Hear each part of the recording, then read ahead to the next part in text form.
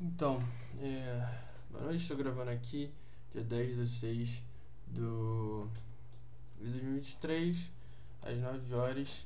Eu tô com o primeiro que eu vou explicar, o primeiro código que eu vou explicar vai ser em relação a questão 1, para poder fazer o pivoteamento, resolver por eliminação de Gauss com pivoteamento parcial, com uma matriz ampliada de A e B.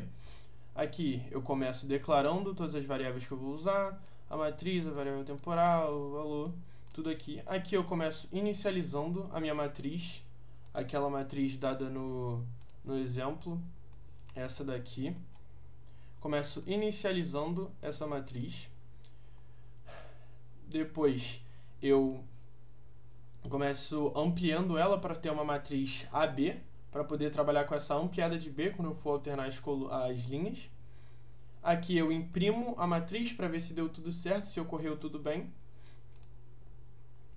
Logo em seguida, eu vou começar o pivoteamento parcial, no qual consiste da gente achar o maior elemento da coluna. Por exemplo, aqui, a gente acha o maior elemento dessa coluna e troca o maior elemento, guarda a informação da linha dela e troca com a linha do topo. Então, nessa parte aqui eu estou fazendo isso. O maior elemento em módulo, né? Que essa função ABS do match.h e do stdlib deixa eu fazer, deixa eu comparar os elementos em módulo. Então, aqui eu estou achando o maior elemento da coluna. Quando eu acho o maior elemento da coluna, eu guardo o índice da linha dele no max, nesse max aqui. E agora eu vou passar esse elemento para a primeira, essa linha do maior elemento para a linha do topo da minha matriz. Então, só que eu só vou fazer isso se a minha linha do topo não for a maior. Então é isso que eu estou fazendo nesse if daqui, eu estou comparando para ver se a linha do topo é a maior linha. Que aí eu não preciso trocar nada porque já está tudo certo. E aqui aqui é que eu estou realmente trocando, estou passando para um temporário, passando a linha do topo para um temporário, depois passando a linha com o elemento máximo para o topo, e depois passando a linha do temporário, que eu estava guardando a linha do topo, para a linha onde estava o maior elemento, que agora vai estar os elementos do topo. Depois disso, depois de trocado e o maior elemento aqui, o maior elemento estando aqui em cima, eu vou zerar essas duas outras colunas abaixo dele. Essas duas aqui. Como eu vou fazer isso? Já está aqui, né? Eu vou achar um multiplicador. Eu vou ter que pegar o multiplicador que vai ser o elemento da coluna, elemento da linha que eu quero zerar, dividido sobre o elemento do topo, que é o maior elemento. Então, assim a gente acha o nosso multiplicador, e para a gente atualizar esse valor, para a gente poder zerar, a gente vai falar que esse elemento daqui é igual a ele menos o elemento do topo vezes o multiplicador, que é o que eu estou fazendo aqui. O próprio elemento, que é igual a ele menos o multiplicador vezes o elemento do topo. Perfeito? E eu estou fazendo esse for aqui fora do meu f, aqui no pivoteamento parcial. Esse for de f eu estou fazendo justamente para eu trabalhar nessas condições daqui. Entendeu? Então, quando o meu f, que é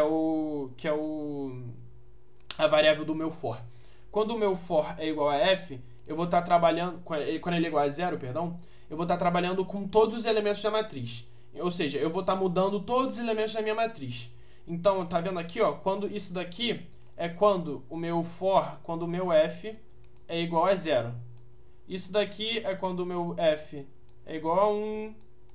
E assim, no caso dessa matriz daqui, o meu f só poderia ir igual a 2. A gente fala igual a 0 aqui porque eu estou trabalhando com vetor. Então, os elementos começam em 0 e terminam em n-1.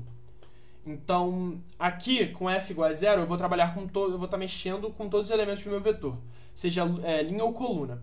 Com o meu f igual a 1, como aqui eu já tenho a linha com o maior elemento aqui e aqui está tudo zerado, eu não preciso mais mexer neles. Então, a partir de agora, eu só vou trabalhar com os elementos que estão a partir do meu A2 para baixo e do meu A2 para a direita. Então, eu só vou trabalhar com esses elementos aqui e assim sucessivamente. Aqui, como é uma matriz só de 3 elementos, vai ser só 3 vezes. Mas como a gente está trabalhando aqui com uma matriz de 21 elementos, vai acabar que isso vai acontecer várias vezes. Então, por isso que eu estou fazendo esse f variando de 0 a n mais 1 para eu poder trabalhar nessas condições aqui. Que aí eu acabo não tendo nenhum problema de mexer no que eu já tinha organizado. Entendeu? Então aqui eu vou estar zerando as colunas. Dito isso, aqui acabou o nosso pivoteamento parcial. A gente já pivoteou.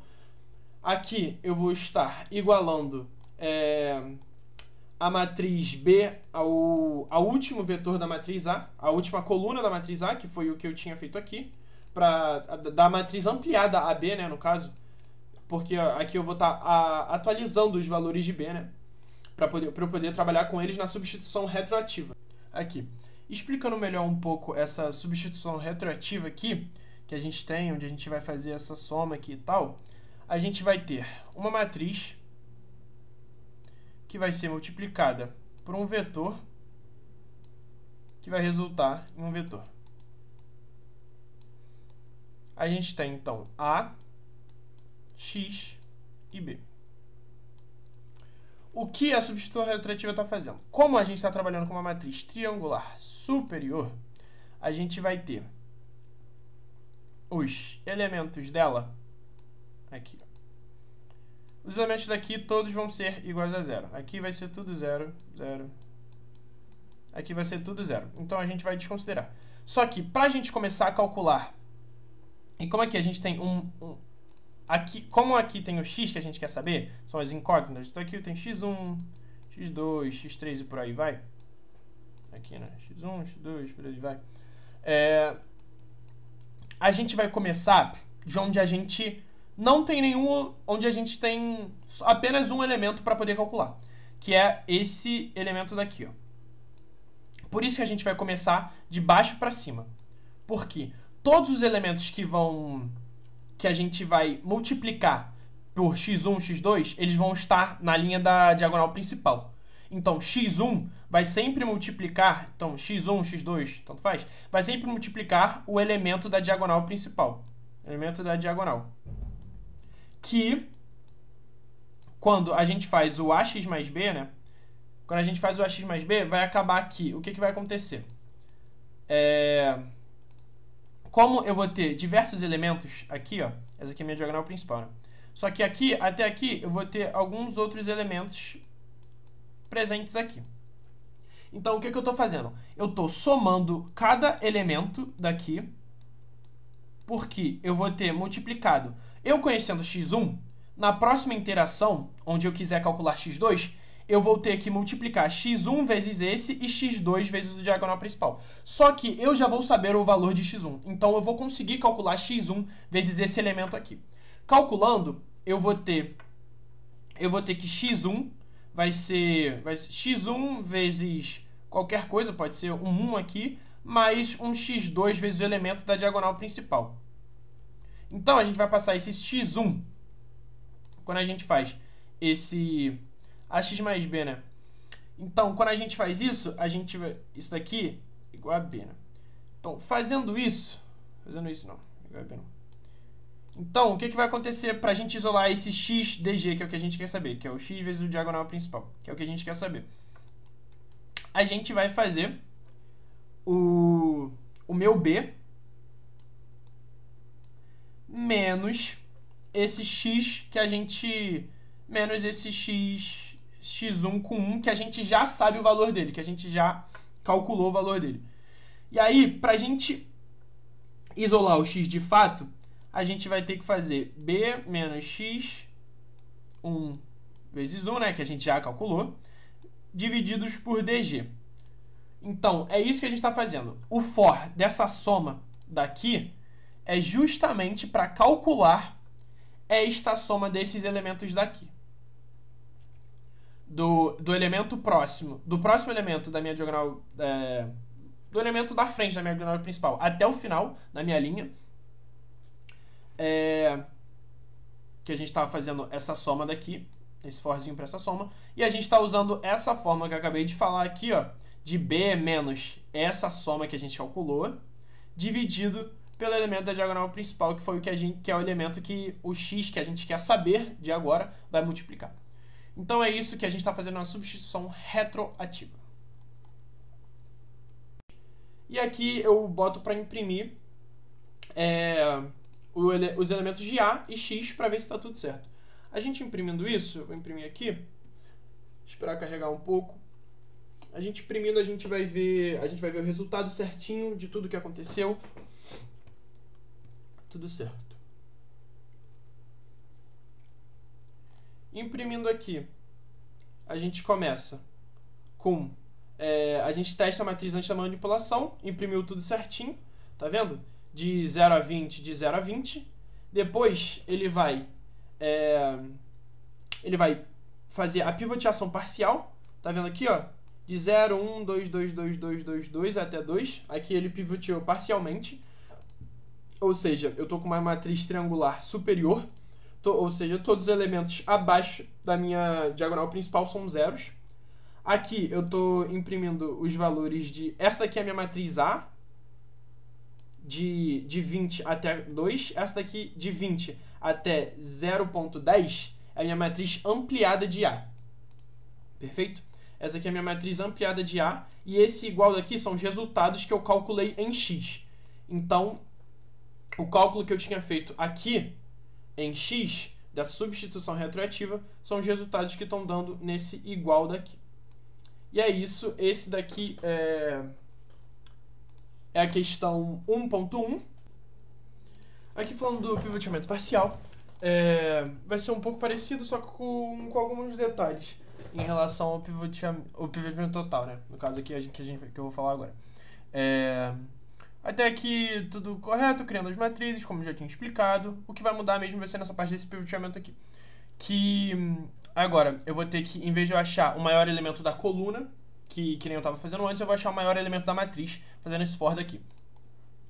Depois eu vou passar o maior elemento, eu vou guardar, né, os índices da coluna e da linha, e vou passar na primeira etapa, vou passar a linha do maior elemento para o topo da minha matriz. Depois eu vou ter que fazer a mesma coisa com a coluna. Esse for daqui tá programado para fazer essa mesma coisa. Eu passo a primeira linha, eu passo a linha do maior elemento para ser a primeira linha. Depois eu passo a coluna, onde eu tô dentro dessa maior linha. Eu vou trocar todas as colunas. Então, por exemplo, se o meu A é o maior elemento, eu vou passar primeiro a linha 2 para ser a linha 1, e depois eu vou passar a coluna 2 para ser a coluna 1. É isso que eu vou fazer no meu pivoteamento total. Aí, feito isso, eu vou zerar as colunas, que nem eu já tinha feito no pivoteamento parcial.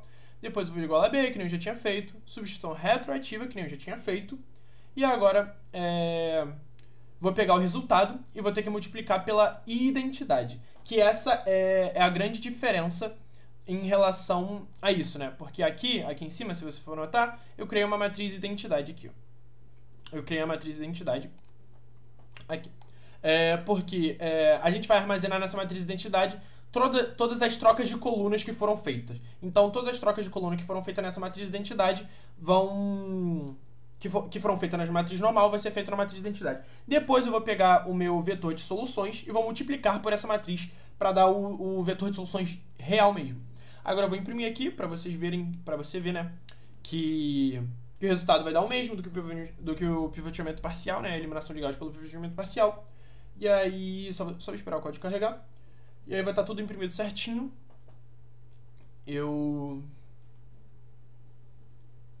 Só espero aqui.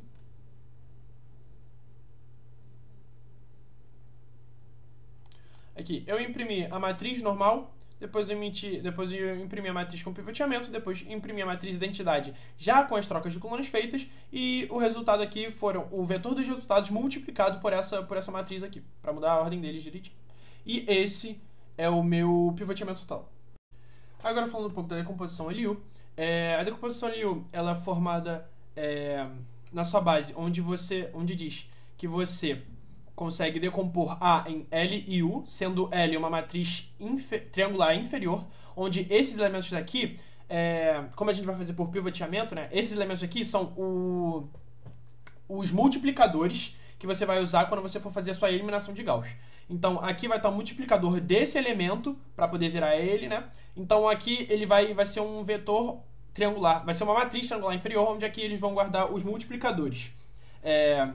O multiplicador que foi usado para zerar esse elemento dentro da matriz A. E a matriz U vai ser a matriz triangular superior de A depois da eliminação de Gauss. Então, depois de passar pelo pivoteamento total e eliminação de Gauss, a matriz A vai ser igual à matriz U. Então é isso que a gente vai fazer aqui. É isso que a gente fez, é isso que eu fiz aqui. Até aqui é toda a parte igual dos outros códigos, imprimindo a matriz e tal.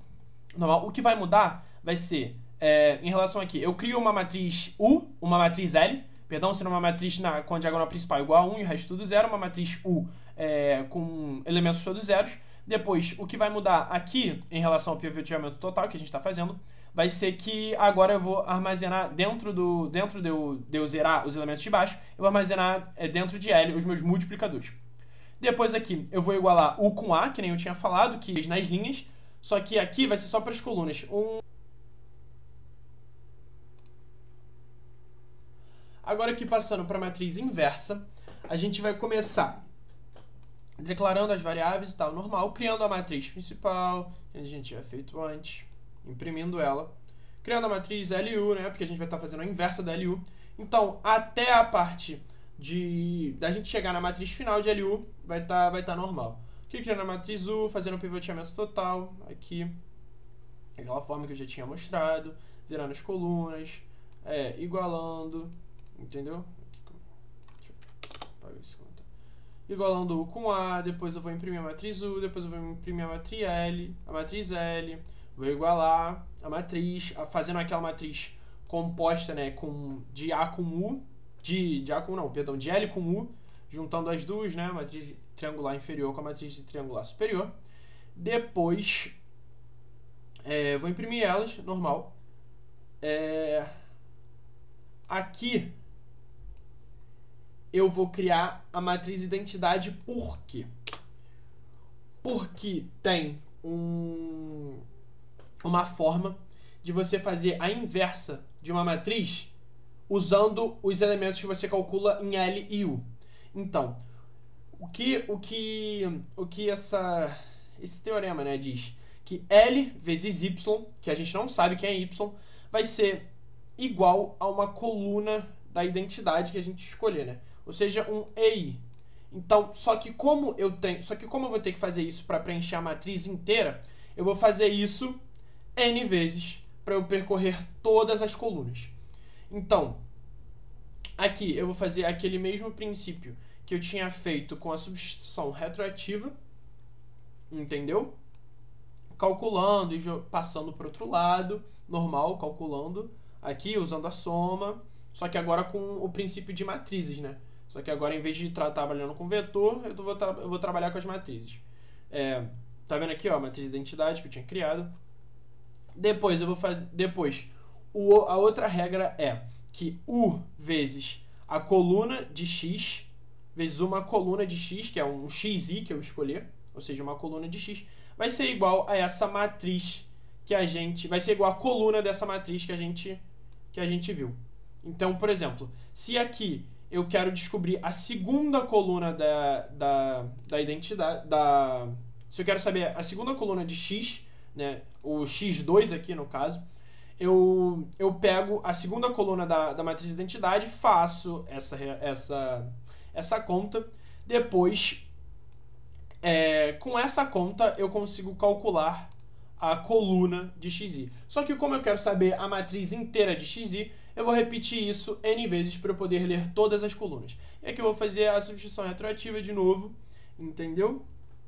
Para poder calcular isso. E aqui, depois de calculado, eu vou imprimir a minha matriz X, que é a minha matriz inversa da matriz LU composta que a gente tinha calculado, né? Minha matriz A.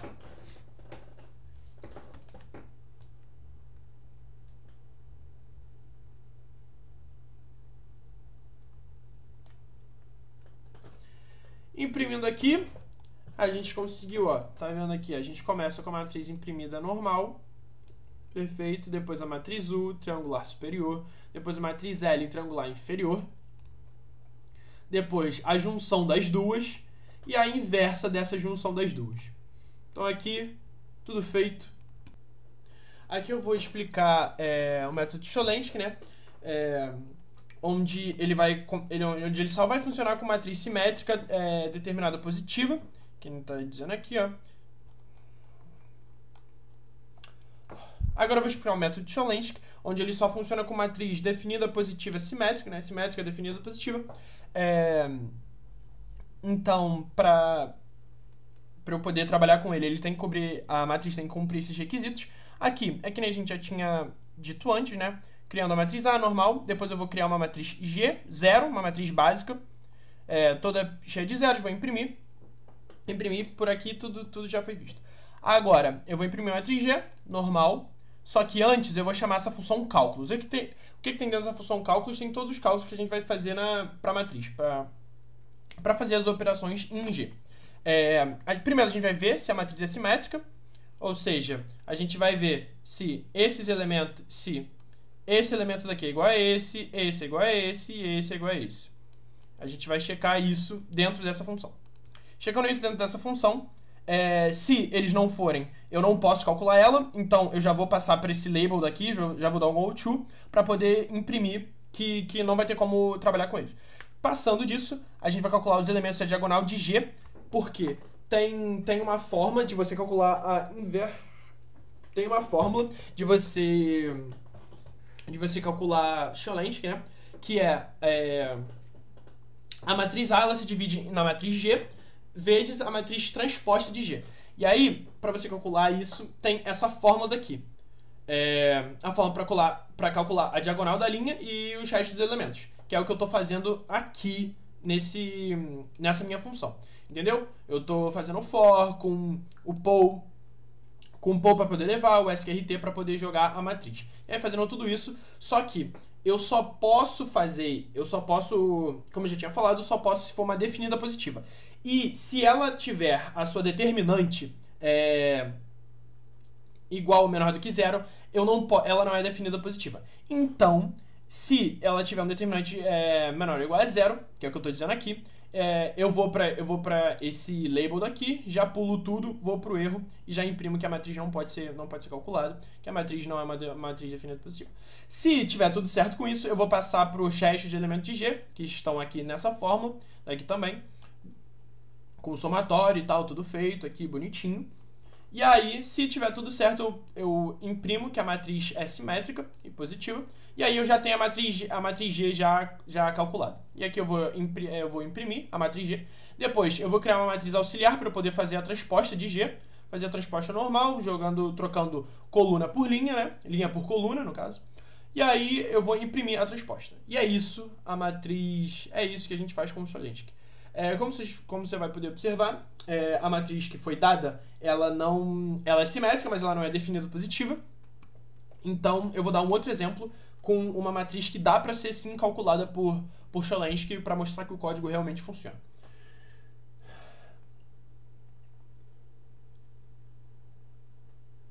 Então, aqui, ó, a gente viu o código aqui, matriz imprimida normal.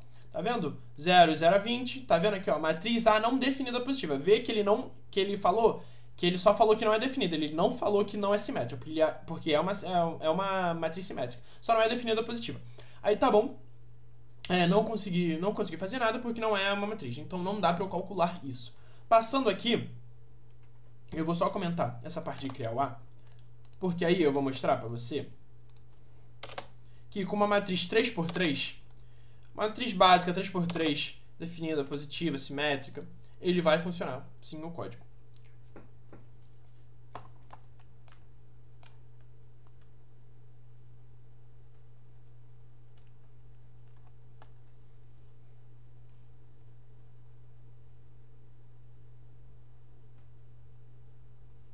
Aqui, imprimido a matriz anti-anulação, a matriz A simétrica definida positivo, então eu consigo trabalhar com ela. Aqui tá vendo, ó, a matriz G já toda preenchida e a transposta de G aqui toda certinho.